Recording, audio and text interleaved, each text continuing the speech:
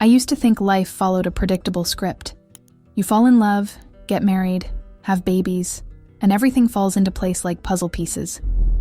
That's what I believed when I walked down the aisle with Daniel on that sunny June morning in 2015. We had met at Northwestern University, both studying literature, both dreaming of a simple life filled with children's laughter and Sunday morning pancakes. The first year of marriage was blissful. We lived in a cozy apartment in Lincoln Park, and every weekend we'd walk through the neighborhood, pointing out houses with white picket fences and swing sets. "That one," Daniel would say, squeezing my hand. "That's where we'll raise our kids." I'd smile and lean into him, already imagining tiny feet running through those hallways. By year 2, we started trying. I had this innocent confidence that pregnancy would happen naturally. My mother had conceived me and my sister easily, and I figured I'd inherited her fertility. But months passed, and my period arrived with clockwork precision, each time feeling like a small betrayal. Daniel would find me in the bathroom, staring at another negative test, and he'd pull me close. "It'll happen," he'd whisper. "We just need to be patient." Patient. I learned to hate that word. After 18 months of disappointment, we visited Dr. Martinez at Northwestern Medicine. She was kind but thorough, running test after test. The results came back on a rainy Thursday afternoon. I sat in her office, Daniel's hand in mine, as she explained terms I'd never heard before. Blocked fallopian tubes, endometriosis, low ovarian reserve. The words floated around me like smoke, impossible to grasp. "Natural conception is highly unlikely," she said gently. "But we have options."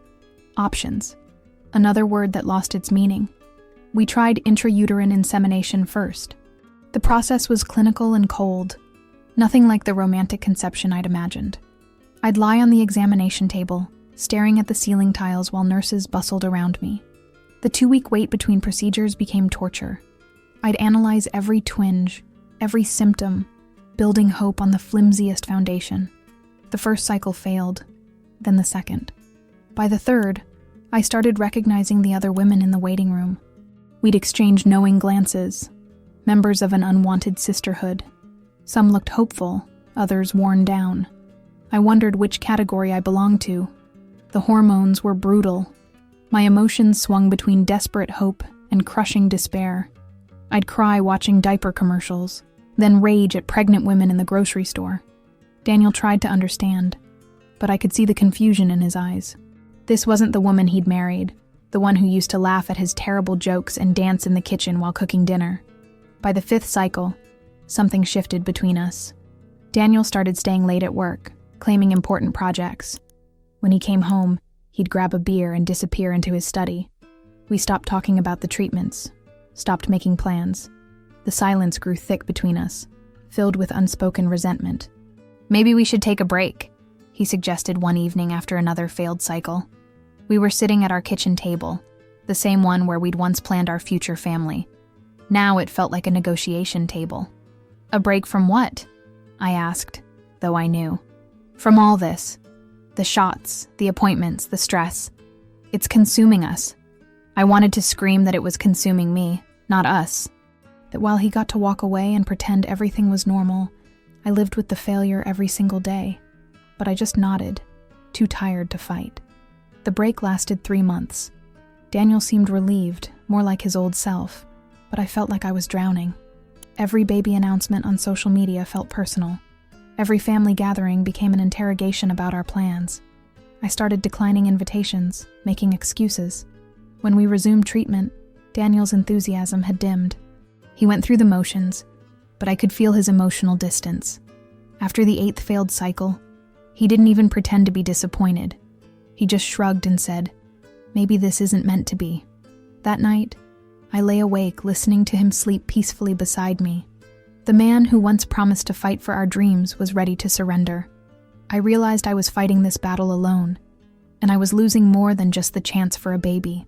I was losing myself. The end came on a Tuesday morning in March.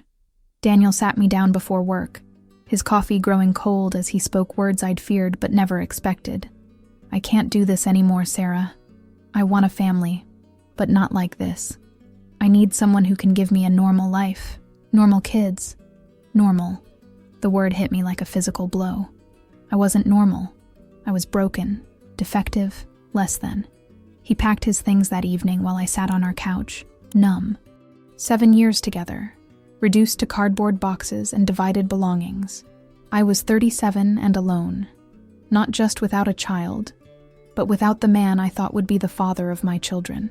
The silence in our apartment was deafening. The months after Daniel left blurred together like watercolors in rain. I'd wake up each morning hoping the pain would be less, but it sat in my chest like a stone. My sister Emma tried to help, bringing over Thai food and wine, talking about anything except babies or marriage, but even her kindness felt suffocating. Everyone treated me like I might shatter if they said the wrong thing. I took a leave of absence from my job at the Chicago Public Library. My supervisor, Mrs. Chen, was understanding. "Take all the time you need," she said, patting my shoulder. But time felt endless and empty. I spent days in my apartment, ordering groceries online, avoiding phone calls from worried friends. One evening in late September, I was scrolling through travel websites, not really planning anything, just dreaming of escape. A photo of red rock formations caught my eye. Sedona, Arizona. Something about the vast emptiness appealed to me. I booked a flight before I could talk myself out of it. The desert was nothing like Chicago. Instead of concrete and traffic, there was silence and space. I rented a small cabin outside of town and spent my days hiking alone. The physical exhaustion felt good, cleaner than the emotional pain I'd been carrying. At night, I'd sit on the porch, watching stars I never saw in the city. After a week of solitude, I ventured into town. Sedona was touristy, full of crystal shops and art galleries, but something drew me to keep exploring. I drove south, following winding roads through smaller communities. The landscape changed from red rocks to desert plains, and I felt like I was traveling back in time. I stopped in a tiny town called Ashfork, population maybe 500. There was a hand-painted sign advertising a harvest festival at the community center. I almost drove past, but something made me park and walk over. The celebration was simple, nothing fancy. Folding tables covered with homemade food, a local band playing guitar and fiddle, children running between adults' legs. I felt like an outsider in my hiking boots and Chicago clothes, but an elderly woman with silver braids waved me over. "You hungry, honey? We got plenty." Her name was Rose, and she filled my plate with fry bread and stew without asking what I wanted. The food was good, better than anything I'd eaten in months. That's when I noticed him. He was standing near the musicians, not performing, but clearly belonging. Tall, with dark hair and skin weathered by sun, he moved with a stillness that caught my attention. While everyone else seemed to be in constant motion, he simply watched, present and calm. Our eyes met across the crowded room, and he smiled. Not the polite smile of a stranger, but something warmer. He made his way over, not hurrying, and Rose introduced us. "This is Nahuel," she said. "He guides tours for folks visiting the area." "Sarah," I said, shaking his hand. His grip was firm, calloused from outdoor work. "You're not from around here," he said, and his voice was gentle, curious rather than suspicious. "Chicago. Just visiting. Long way from home." He tilted his head, studying my face. "What brings you to our little corner of the world?" I could have given him the polite tourist answer, but something in his manner made me honest. I needed to get away from everything familiar. He nodded like he understood without needing details. The desert has a way of healing what cities break. We talked for an hour, maybe more. He told me about growing up on the reservation, about the land that shaped him, about the tourists who came seeking something they couldn't name. I told him about my work at the library, about loving books more than people sometimes. I didn't mention Daniel or the fertility treatments or the way my life had fallen apart. Those things felt too heavy for this light conversation. When the festival wound down, Nahuel walked me to my car. "You planning to stay long?" he asked. "I'm not sure. No real timeline. I run morning tours of the old Pueblo ruins. Cultural education for visitors. You might find it interesting." I should have said no. I'd come here to be alone, to figure out what came next. But looking at him in the moonlight, I felt something I hadn't experienced in years. Not attraction exactly, but a kind of recognition, like meeting someone who spoke the same language. "What time?" I asked. 8 o'clock. Meet me at the gas station on Main Street. I drove back to my cabin that night, feeling lighter than I had in months. Not happy exactly, but curious. For the first time since Daniel left, I was looking forward to tomorrow. The next morning, I almost didn't show up. I sat in my car at the gas station, watching Nahuel load water bottles into an old pickup truck, and wondered what I was doing. This wasn't like me. I didn't talk to strangers or join random tours. I was a woman who planned everything, who made lists and followed schedules. But something about him made me want to be different. When he saw me and smiled, I got out of my car and climbed into his truck. The radio played soft country music, and we drove through landscape that looked like another planet. Red earth, ancient rocks, sky so blue it hurt to look at. "Tell me about the people who lived here," I said, and he began to speak about his ancestors, about the land that held their stories. His voice was like the desert itself, quiet and vast. I found myself relaxing for the first time in months, letting his words wash over me like water. By the end of the tour, I knew I'd stay another week. Not for him exactly, but for the feeling of being in a place where my broken parts didn't define me, where I could be just Sarah, not the woman who couldn't have children, not the wife who wasn't enough.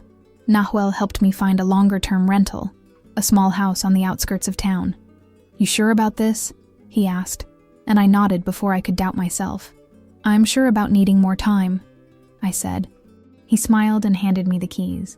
Time is what the desert gives best. The little house I rented sat on the edge of town, surrounded by desert scrub and silence. It was nothing like my Chicago apartment with its hardwood floors and city views. Here, the walls were thick adobe, the floors cool tile, and the windows faced endless sky. I'd wake up each morning to sunrise, painting the mountains pink and gold. Nahuel became part of my routine without either of us planning it. He'd stop by with coffee on his way to work, or I'd find him fixing the temperamental water heater that the landlord had been meaning to replace. He never asked about my past, never pushed for explanations about why a woman from Chicago was hiding in the Arizona desert. He simply showed up, steady and present. "You don't have to keep helping me," I told him one afternoon as he repaired a loose porch step. "I know," he said, not looking up from his work. "But I want to." It was such a simple statement, but it hit me hard. When had someone last done something for me simply because they wanted to? Daniel's help had always come with conditions, with expectations of gratitude or reciprocity. Nahuel asked for nothing. We fell into an easy friendship. He'd take me to places tourists never saw, hidden springs and ancient petroglyphs, spots where his grandmother had gathered herbs. I'd cook dinner for both of us, using recipes I found online, laughing when I burned the cornbread or oversalted the beans. He was patient with my mistakes, grateful for the effort. "You're a good cook," he'd say, even when the food was clearly mediocre. "You're a terrible liar," I'd reply, and he'd grin. It was during one of these dinners that I finally told him about Daniel. We were sitting on the porch, watching the sun disappear behind the mountains, when he asked gently, "What happened to make you need to run so far from home?" Maybe it was the wine, or the way the desert evening felt like a confessional. But I found myself telling him everything, about the years of trying to get pregnant, about the treatments that failed, about Daniel's ultimatum and departure. Nahuel listened without judgment, his dark eyes serious in the gathering darkness. "I'm broken," I finished, the words I'd been carrying for months finally spoken aloud. "No," he said quietly, "you're healing." He told me about his own losses then, about his first wife, Maria, who died in a car accident 3 years earlier, about the child they'd lost to miscarriage, about the way grief had nearly destroyed him. "I thought I was done with love," he said, "thought it was too dangerous to risk again." "And now?" I asked. He looked at me with such tenderness that I had to look away. "Now I think maybe we're both learning that healing doesn't mean forgetting. It means finding the courage to begin again." The shift between us was gradual, like seasons changing. A hand held a moment longer than necessary. Eyes meeting across a room and holding. The way he said my name, like a prayer. I fought it at first, terrified of wanting something again. of risking the pain of loss. But Nahuel was patient. He never pushed, never demanded. He simply loved me, quietly and completely, until I couldn't deny what was growing between us. The first time he kissed me, we were standing in his kitchen, and I had started to cry over something silly, burnt toast maybe. He cupped my face in his hands and kissed away my tears. "I love you," he whispered against my forehead. "Not despite your pain, but including it. All of you." I had never been loved like that before. Daniel had loved the idea of me, the potential of what we could build together. Nahuel loved me as I was, broken places and all. He never mentioned children, never asked about my fertility.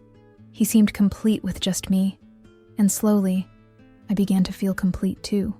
We spent the winter learning each other. He taught me about his culture, about the stories embedded in the landscape, about the ceremonies that marked the seasons. I shared my love of books, reading to him in the evenings, introducing him to poets and novelists who had shaped my thinking. We were different in every way that mattered, but somehow we fit. I called my sister Emma in February, 6 months after I'd left Chicago. "I'm not coming back," I told her. "What do you mean?" "Sarah, you can't just disappear forever." "I'm not disappearing, I'm living." She was quiet for a long moment. "Is there someone?" "Yes," I said, and realized I was smiling. "His name is Nahuel." "Are you happy?" she asked, and I heard the worry in her voice. I looked out the window at Nahuel chopping wood for the fireplace, his movements efficient and graceful. "I'm learning to be." Spring came early that year, painting the desert in wildflowers. I extended my lease, then extended it again. Nahuel never asked me to stay, never made plans that assumed my permanence. But he loved me like I was already home, and gradually, I began to feel like I was. In May, I missed my period. At first, I didn't think much of it. My cycles had been irregular since stopping the fertility treatments, and stress could affect timing. But when the second week passed, a familiar dread settled in my stomach. I drove to the pharmacy in town, buying a pregnancy test with shaking hands. I sat in my bathroom that evening, staring at the plastic stick like it might bite me. For years, I'd taken hundreds of these tests, each one a small torture. I'd sworn I was done with this particular kind of hope and disappointment. But my body had other plans. The test was positive, then the second one, then the third. I dropped to the bathroom floor, my whole body shaking. Not with joy exactly, but with terror. What if I lost it? What if my body failed again? What if Nahuel didn't want this? He found me there an hour later, still sitting on the cold tile, the tests lined up on the counter like evidence. He knelt beside me, his face unreadable. "Are you okay?" he asked softly. I laughed, but it came out broken. I don't know anything anymore." He pulled me into his arms, and we sat there together on the bathroom floor. "What do you need?" he asked. "I need to not be afraid," I whispered. "Then we'll figure out how to not be afraid together." It wasn't the dramatic declaration I'd seen in movies, but it was perfect, real, honest. He didn't promise me everything would be fine, or that nothing could go wrong. He just promised to face whatever came next with me, and somehow, that was enough. The first doctor's appointment felt like walking into a courtroom where I was both the defendant and the evidence. Doctor Sarah Martinez at the Flagstaff Medical Center was young, maybe early 30s, with kind eyes behind wire-rimmed glasses. She reminded me of myself at that age, full of quiet competence and careful optimism. "Given your history," she said, reviewing my thick file from Chicago, "we'll want to monitor this pregnancy very closely. Your age and previous fertility challenges put you in a high-risk category." High risk. The words followed me everywhere. Nahuel held my hand through the initial blood draws, the endless paperwork, the cautious congratulations. He never seemed worried, just present, like he was attending a routine appointment, rather than what felt like the most important medical exam of my life. "Everything looks good so far," Dr. Martinez said, studying the results. "Your hormone levels are strong, actually stronger than I'd expect for someone with your history." I wanted to ask her what that meant, if it was significant, but I'd learned not to read too much into doctors' comments. Hope was a luxury I couldn't afford yet. The first ultrasound was scheduled for 8 weeks, I barely slept the night before, running through every possible scenario. What if there was no heartbeat? What if something was wrong? What if my body had played this cruel joke on me, letting me get pregnant only to fail again? Nahuel drove me to the appointment, his old truck rumbling through the morning quiet.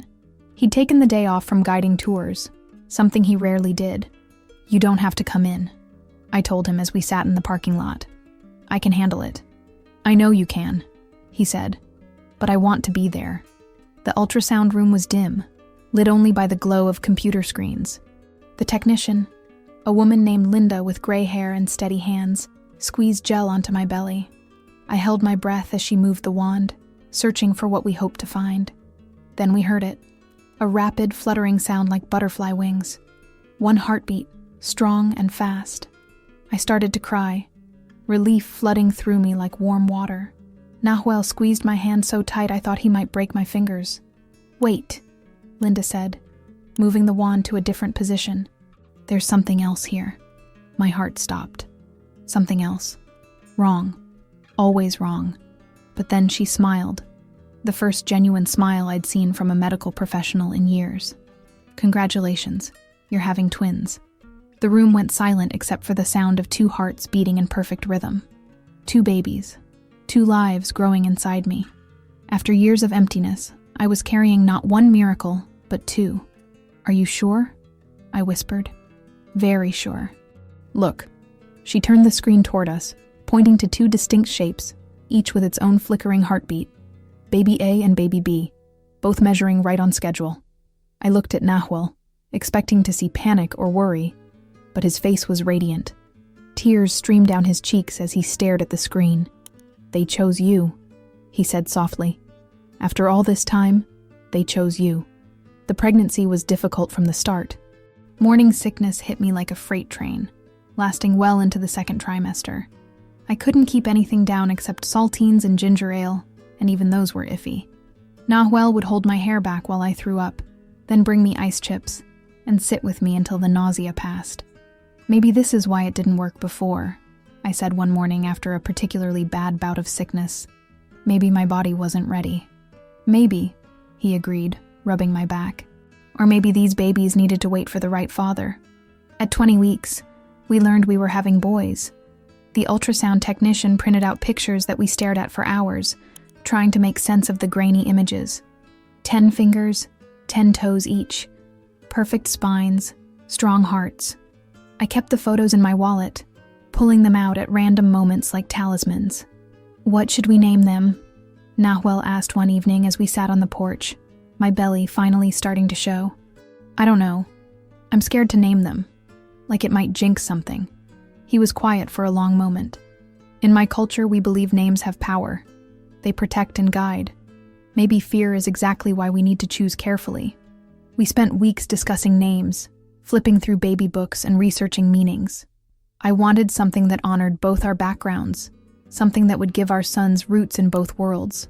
Finally, we settled on Kalin, meaning mighty warrior in Celtic, and Iñaki, a Basque name that meant fiery one.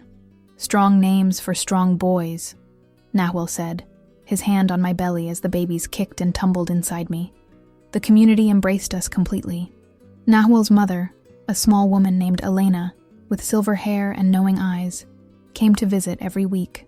She'd bring herbs for tea, stories about raising children, and a calmness that settled my anxious heart. She didn't speak much English, but she'd place her hands on my belly and whisper blessings in her native tongue. "She says they're fighters," Nahuel translated one afternoon. "She can feel their spirits." His sisters, Maria and Carmen, threw me a baby shower unlike anything I'd ever experienced. Instead of pink and blue decorations, they used earth tones and natural materials. Instead of games, they shared stories of strong women and protective spirits. Instead of gifts, they brought handmade blankets, carved toys, and promises of support. "You're family now," Maria told me as she braided my hair with turquoise beads. "These babies will grow up knowing they belong to something bigger than themselves." I thought about my own family back in Chicago, about the baby shower my mother had probably planned in her head, all pastels and proper etiquette. This felt more real, more grounded. These women weren't celebrating the idea of babies, but the actual lives growing inside me. At 28 weeks, I was put on bed rest. The doctors were concerned about my blood pressure and the baby's growth rates. Suddenly, the simple act of getting dressed became an ordeal. I spent my days propped up on pillows, reading, knitting, and trying not to worry about every twinge and flutter. Nahuel moved in completely then, sleeping on the couch so he could help me during the night. He'd wake up every few hours to check on me, bringing water or helping me to the bathroom. He never complained, never seemed tired, never made me feel like a burden. "I'm sorry," I said one night, when he brought me ice cream at 2 a.m., because it was the only thing that sounded good. "This isn't how I imagined pregnancy would be." "How did you imagine it?" he asked, settling beside me on the bed. "Easier, happier, less scary." He was quiet for a moment, his hand resting on my belly where the babies were doing their nightly gymnastics routine. "I think maybe the hard things make the good things more precious. These boys are already teaching us about strength." At 36 weeks, everything changed. I woke up to sharp pains and a feeling of pressure I'd never experienced before. The contractions started slowly, then built to waves that took my breath away. Nahuel drove me to the hospital while I gripped the door handle and tried to remember how to breathe. "It's too early," I kept saying. "They're not ready." "They're ready," he said calmly. "They're strong, just like their mother." The delivery room was bright and crowded with medical staff. Dr. Martinez worked efficiently, monitoring both babies' heartbeats, checking my progress, making decisions I couldn't follow. The pain was unlike anything I'd ever experienced, but underneath it was a fierce determination I didn't know I possessed. "I can see the first head," Dr. Martinez announced. "One more push." Kaylin arrived first, screaming and perfect, his face red and wrinkled with indignation. They placed him on my chest for exactly 30 seconds before whisking him away to check his breathing. Then came Iñaki, quieter but equally perfect, his dark eyes already alert and curious. "They're beautiful," Nahuel whispered, tears streaming down his face as he looked at his sons. "They're absolutely perfect." I held them both, one in each arm, and felt my heart expand in ways I didn't know were possible. These tiny humans, these miracles were mine. After years of emptiness, I was finally, completely, a mother. The first night home from the hospital, I understood why people called it the 4th trimester. Everything hurt. My body felt foreign, depleted, but somehow fuller than it had ever been. The boys cried in shifts, like they'd coordinated their efforts to ensure I never slept more than 2 hours at a time. "I don't know what I'm doing," I confessed to Nahuel at 3 a.m., as I struggled to latch Iñaki while Kaylin screamed in his bassinet. "I've read every book, taken every class, but I feel completely lost." "You're doing exactly what you need to do," he said, scooping up Kaylin and somehow calming him instantly. "Look at them. They're healthy, they're growing, they're loved. That's what matters." He was a natural father in a way that amazed me. While I fumbled with diapers and fretted over every cry, he moved with intuitive confidence. He'd sing to them in his native language, low songs that seemed to come from somewhere deep in his chest. The boys would quiet instantly, their dark eyes fixed on his face like he was the most interesting person in the world. "How do you know what to do?" I asked him one morning as he changed Kaylin's diaper while simultaneously bouncing Iñaki on his hip. "I don't know," he said. "I just listen to what they need." I was still learning that language. Everything felt overwhelming, from the endless laundry to the constant feedings, to the way my body ached in places I'd never noticed before.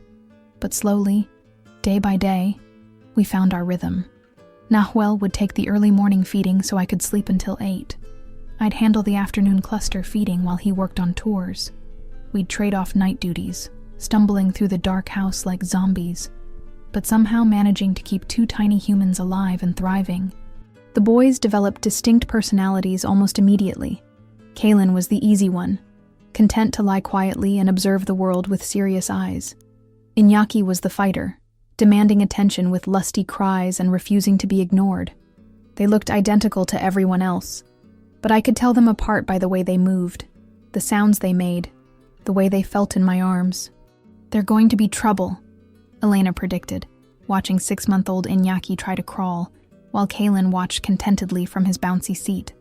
"That one has the spirit of a warrior," And that one has the wisdom of an old soul, she added, nodding at Kaylin. I loved watching them discover the world.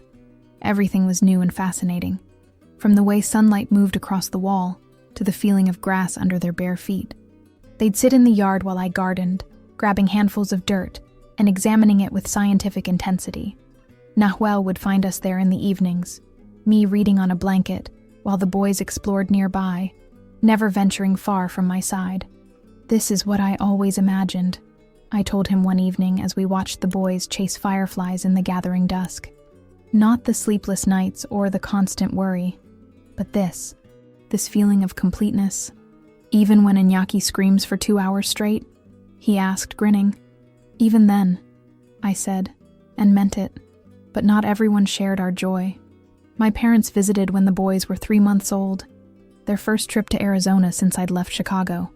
I picked them up at the airport, nervous about their reaction to my new life. They seemed stunned by the landscape, by the simple house, by the way I'd adapted to such a different world.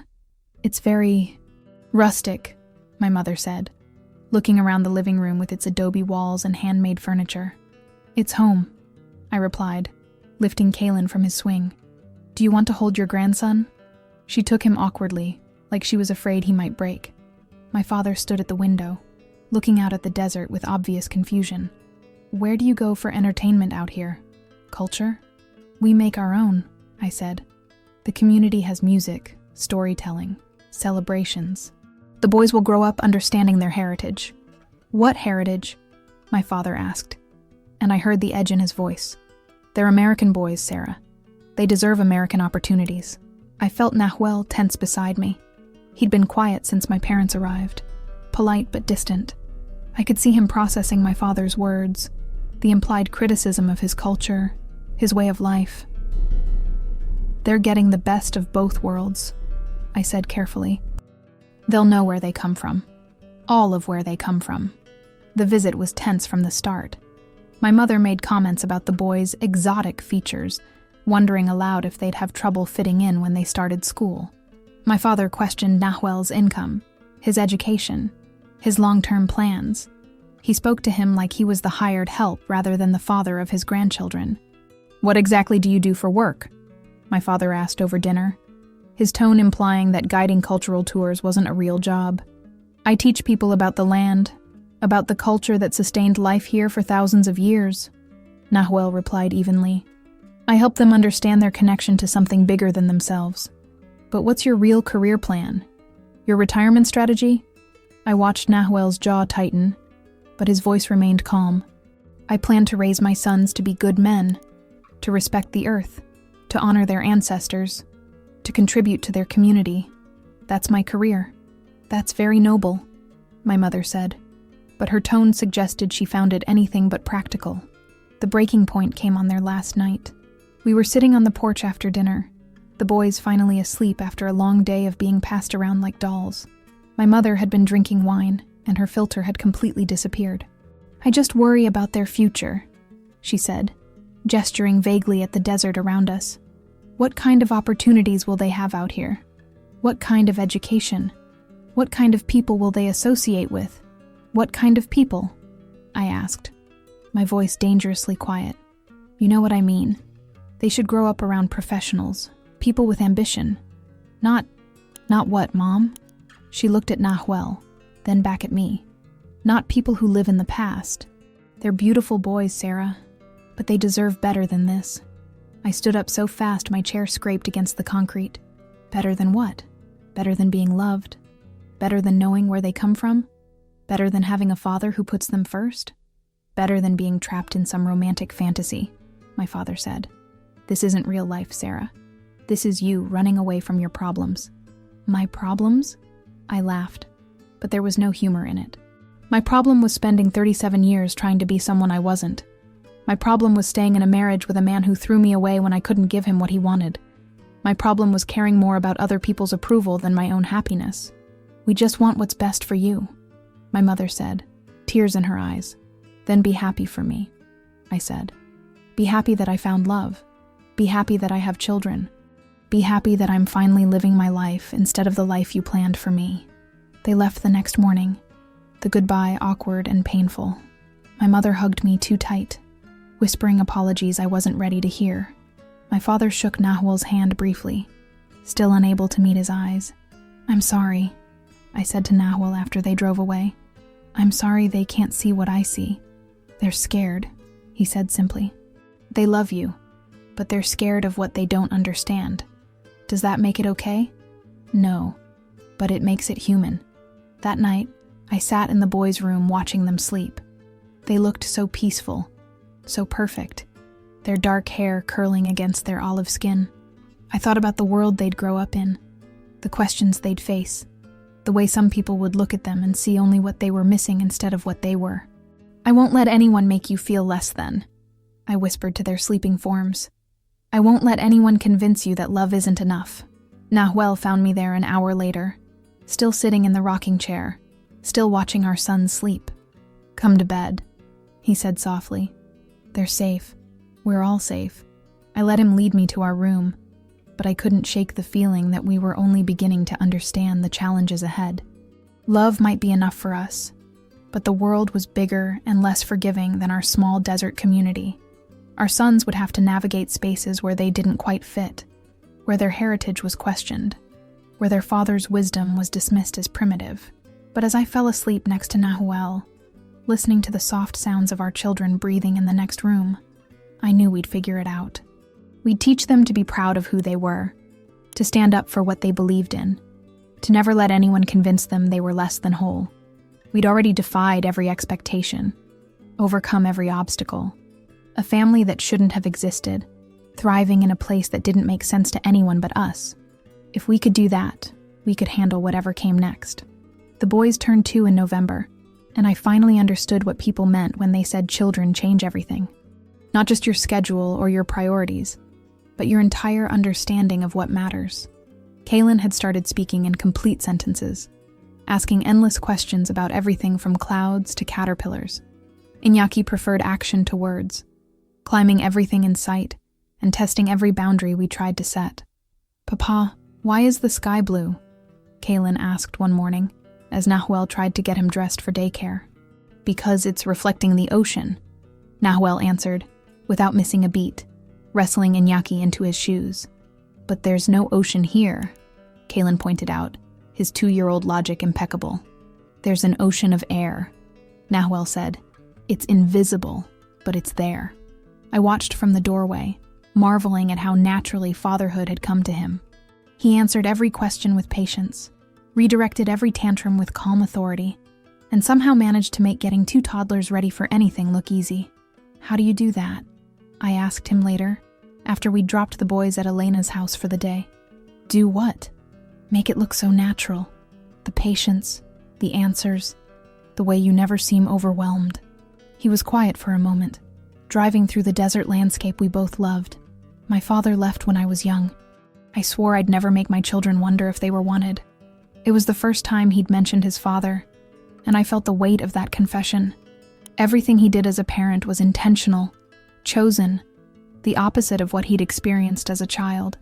"They know they're wanted," I said softly. "They know they're loved." "Good," he said. "That's all that matters." The community center was hosting a harvest festival, and we'd volunteered to help with setup. As we worked, stringing lights and arranging tables, I thought about how different my life had become. 2 years ago, I'd been a broken woman hiding in the desert. Now I was part of something bigger, contributing to a community that had embraced me completely. "Sarah, can you help me with the sound system?" called Tom, the center's director. He was a weathered man in his 60s who'd taken me under his wing from the beginning. I spent the afternoon troubleshooting microphones and speakers, using skills I'd learned during my library days. It felt good to be useful, to contribute something concrete to the celebration. When families started arriving that evening, I felt the familiar warmth of belonging.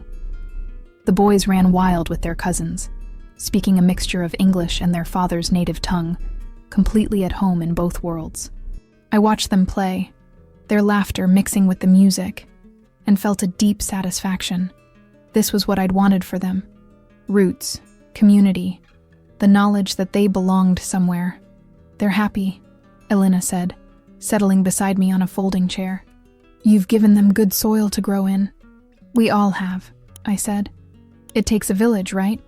She nodded, her weathered hands folded in her lap.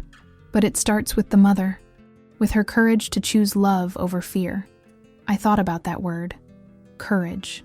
I'd never seen myself as particularly brave, but looking back, I could see the moments when I'd chosen the harder path, leaving Chicago, trusting Nawel, defending my family against my parents' criticism. Maybe courage wasn't about being fearless. Maybe it was about being afraid and choosing love anyway. My phone buzzed with a text from Emma. "Mom says you're invited to Christmas if you want to come. She misses the boys." I showed the message to Nawel, who read it thoughtfully. "Do you want to go?" "I don't know," I admitted. Part of me wants them to try harder, to accept us completely, but another part of me misses them. "The boys should know their grandparents," he said. "All of them. Even if they don't approve of their father. Especially then. They need to see that love doesn't require approval." I decided to call my mother that night, after the boys were asleep. She answered on the first ring, like she'd been waiting. "Sarah, sweetheart, how are you?" "I'm good, Mom. Really good." "And the boys?" "Growing like weeds. Kaylin's reading already, and Iñaki can climb anything. They're amazing." There was a pause. Then, "I've been thinking about what I said when we visited, about what I implied. I was wrong." I felt my throat tighten. "Mom." "No, let me finish. I was scared and I said things I didn't mean. Not about wanting the best for you, but about what best means. I can hear how happy you are, how at peace you sound. That's what matters. Does Dad feel the same way?" Another pause. "He's working on it. You know how he is about admitting he's wrong." I laughed despite myself. "Yeah, I know. Can we try again? Christmas maybe? I promise we'll do better." I looked at Nawel, who was reading in bed, and felt the last bit of tension I'd been carrying dissolve. "We'd like that." "Really?" "Really. But Mom, we come as we are. No trying to change us. No subtle suggestions about moving back to Chicago. We're a family, and this is our life." "I understand," she said, and for the first time in years, I believed her. Christmas in Chicago was different than I'd expected. My parents had clearly prepared, researching Nawel's culture, asking respectful questions about traditions and beliefs. They'd bought books for the boys about indigenous history, toys that reflected their heritage. It wasn't perfect, but it was effort. "Tell me about the land where you live," my father said to Nawel over dinner. "What makes it special?" I watched my husband's face light up as he talked about the desert, about the history embedded in every stone, about the way the landscape changed with the seasons. My father listened intently, asking follow-up questions, genuinely trying to understand. "It sounds beautiful," my mother said. "Maybe we could visit again in the spring." "You're always welcome," Nawel said, and I could hear in his voice that he meant it. The boys were fascinated by snow, by the tall buildings, by the different rhythms of city life, but they also seemed relieved to return to Arizona, to the wide spaces and familiar faces of home. "I miss the stars," Kaylin said on our first night back, looking up at the clear desert sky. "There aren't enough stars in Chicago." "No," I agreed, pulling him closer. "There aren't." Spring brought new challenges and joys. The boys started preschool, their first real step into the wider world. I worried about how they'd be received, whether other children would accept them, whether teachers would understand their background.